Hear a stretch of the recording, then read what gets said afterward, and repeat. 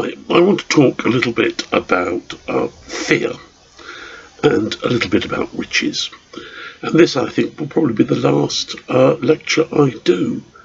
So, thank you for listening. And thank you, if you've been through the series, thank you for listening to that too. People are frightened, and I've mentioned fear before now. They're frightened of woods. And of people that live in woods, charcoal burners, outlaws. And they're frightened of the horizon because they're never quite sure what lives over the horizon. And I have mentioned before now that science Microsoft just giving me irritating bits of information that my account is wrong or something. People are frightened of the horizon, and I've mentioned before the fear that people have that the dogmen are living just beyond the horizon. When you look at maps, you can see them literally beyond the horizon, stuck, if you like, at the edge of the earth. But that is a sort of metaphoric expression because people believe that the dogmen are just across the horizon.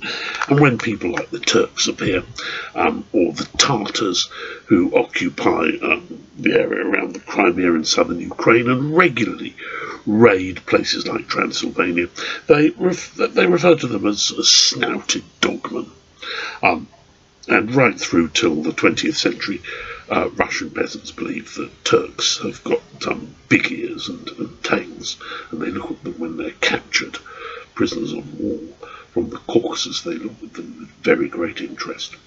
So there's a fear about the horizon, and there's a fear about the woods, and there's a fear about even the fields, because the fields and the hedgerows may conceal something unpleasant. And one of the fears that they have in the very first instance is about wild men that live outside the bounds of civilization. They're mostly lunatics who've been expelled to the woods and to the fields because that's the best place to put them. There's no other possibilities. And of course the monasteries are mostly closing down in Central Europe during the course of the 16th century, so putting somebody into a monastery no longer works. Having them work as labourers in monasteries, as what are called lay brothers, and that no longer works. So there's a great flood of people being pushed out into the woodland, contributing to the mythology of the wild man. And I mentioned that to you before. The change that occurs somehow about 1500, we can see this in artistic representations, is that the wild man changes into the wolf man. And there is a great mass of beliefs that appear from about 1450, 1500 onwards about the existence of werewolves. And there are repeated werewolf panics. And there are people that are arrested for being werewolves, and from an area roughly that goes from Franche-Comté on the eastern edge of France, all the way over to Slovenia. We have a large number of werewolf trials that take place where people are accused of being werewolves. And the trial records survive, and you've got some people that amazingly declare themselves to be guilty. There is apparently, I'm informed by specialist literature, there is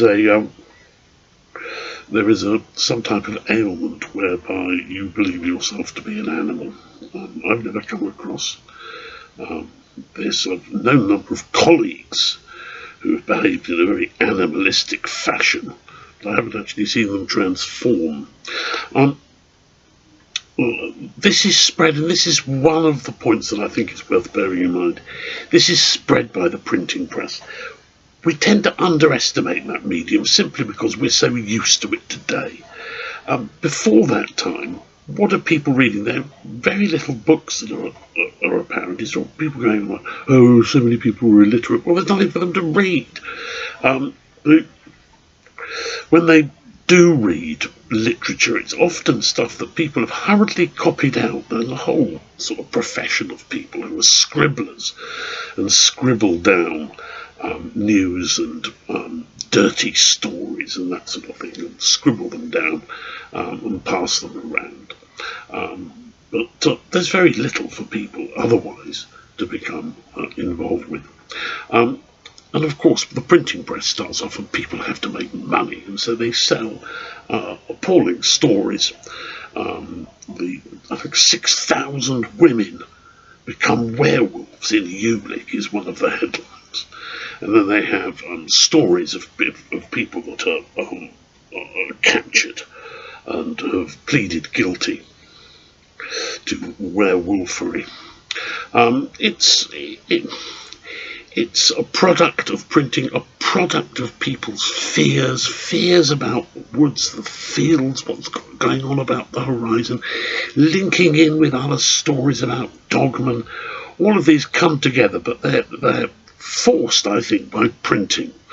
And people go on and say, oh, there's a society in crisis. No, I think it's a society that's encountering crap journalism for the first time.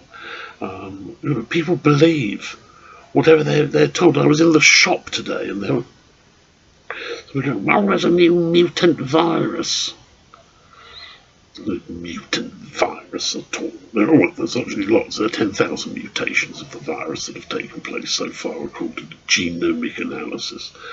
But people believe anything that they read and which they hear in the gutter BBC and things like that. It's part of a sort of natural fear and panic and people being unable to sift the true from the false. I don't believe there was a great spiritual crisis. And, I've got such a crisis, I must go and believe in werewolves. I don't think there's anything like that at all. And I think the counterpart of it is witchcraft. We can analyse witchcraft very straightforwardly, and it really does have a lot to do with the printing press.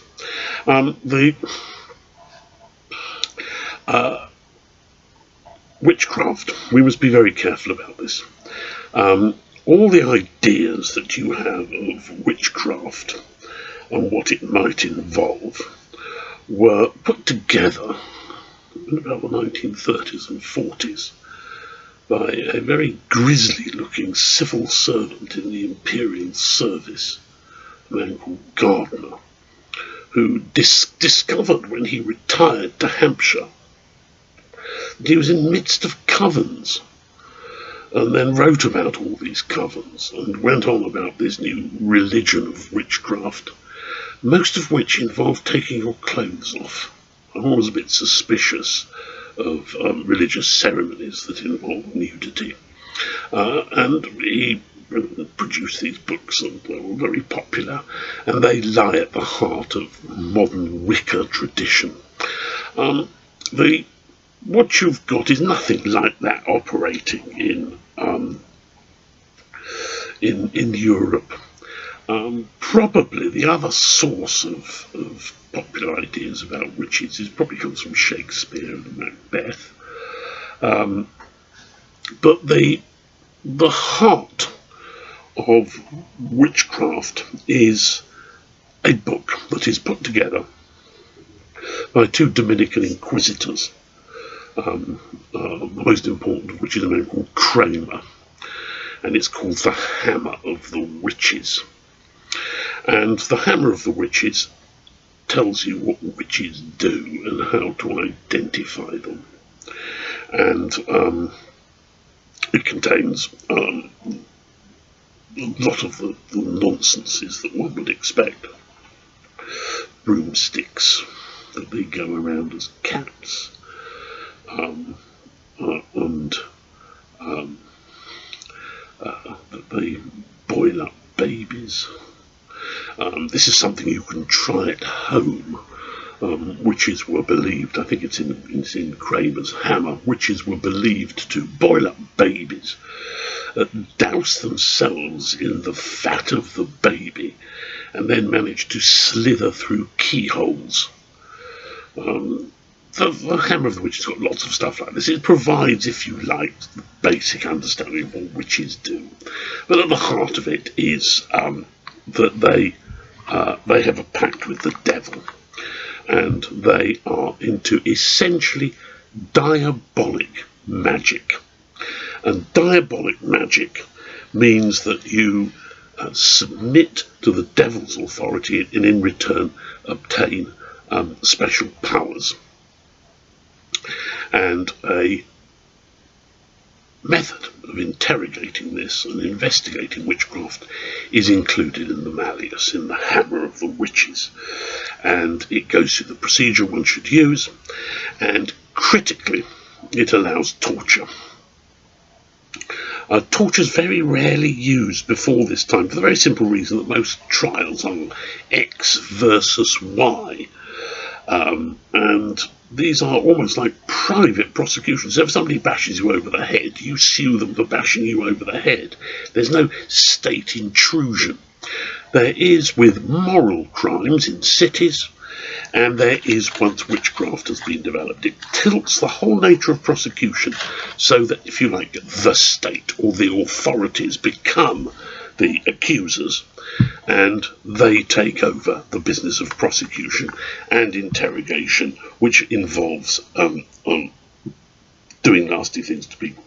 You starve them, you deprive them of sleep, you constantly prick them to find out where the devil has touched them, because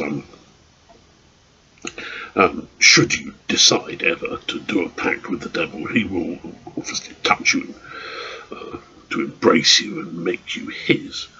And where he touches you, you'll lose all sense of feeling.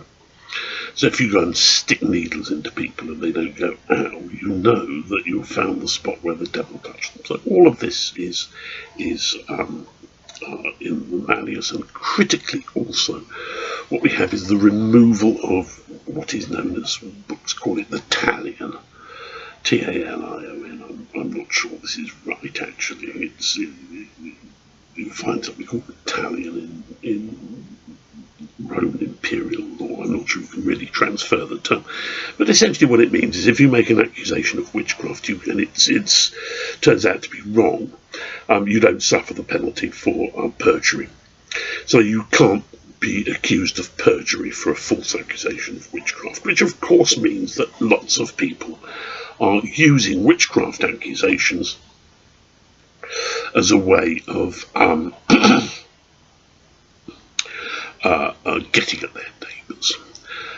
And this is generally what we know happens, that witches are accused and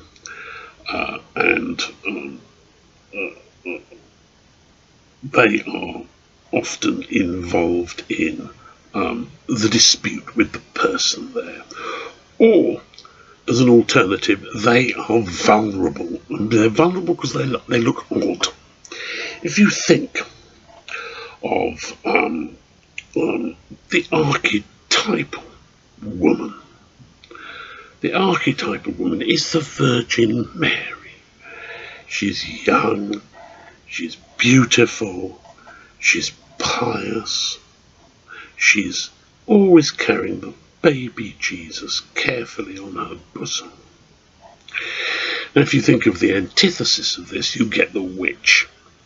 She's old, she's ugly, and she boils up babies. So, in other words, what we have here is, if you like, inversion at work. So, witches are accused on the basis of often very petty disputes, suspicions of theft, or because they represent the diametrical opposite of what female perfection is supposed to be. And most of the victims of witchcraft accusations are women. It is gendered, and I'm not sure why that should be. Some feminist writers talk about it as the first patriarchal assault on women. Well, I think that has been going on a bit longer than the 16th century. So I'm not particularly convinced by that. I suspect that what they're picking up a lot of the time is what books call midwives. Midwives, I mean, there's a television program, isn't there? The Midwife is Coming or something. People running around in nurses' uniform.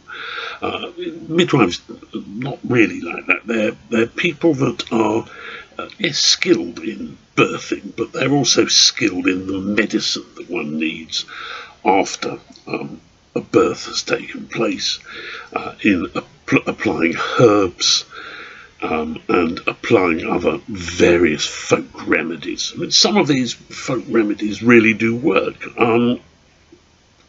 One classic one is spider's webs. You have to get a fairly fresh one.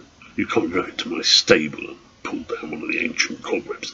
Fairly new spider's web will contain possibly traces of penicillin in them. So if you put it on a wound, you could possibly clear it up. There are these sorts of things that happen. But the vast majority of them are nothing like that. And it may well be that people are coming across these midwives, wise women, they're sometimes known, and that this begins to form part of the pattern of accusation. This would link in with what I've mentioned before, the Bossy thesis about Christianization. That Reformation and Counter-Reformation are both about the Christianization of Europe. But until this point, people really don't know what religion is, and these are just two separate attempts coming out of different stables to teach people what Christianity is and get them out of their primitive folk practices. So as people go and start Christianizing, they come across these people who are just carrying on with bizarre habits. That's a possibility, but the evidence for these bizarre habits is very remote. Occasionally you get people who go on about worship of Diana, as in the goddess of hunting.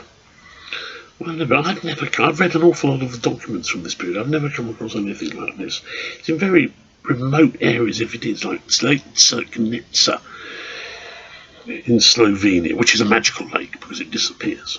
It just disappears and then reappears. This is because it's got underneath caverns, but people didn't know that until the 18th century.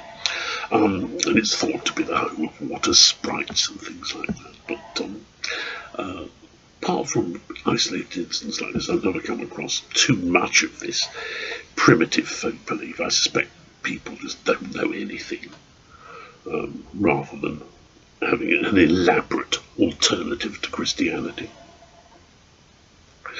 How come witches get done and magicians don't? And this is the final point. It's because people don't think magicians are up to primitive magic or bad magic or diabolic magic. They think they're involved in science. They think this all makes logical sense. They're very sophisticated textbooks being written all about magical practices which link into alchemy, they link into astrology. We might say now they link into chemistry and astronomy. They look sophisticated, they look intellectually pucker, they look respectable. Witches, by contrast, are normally unsophisticated.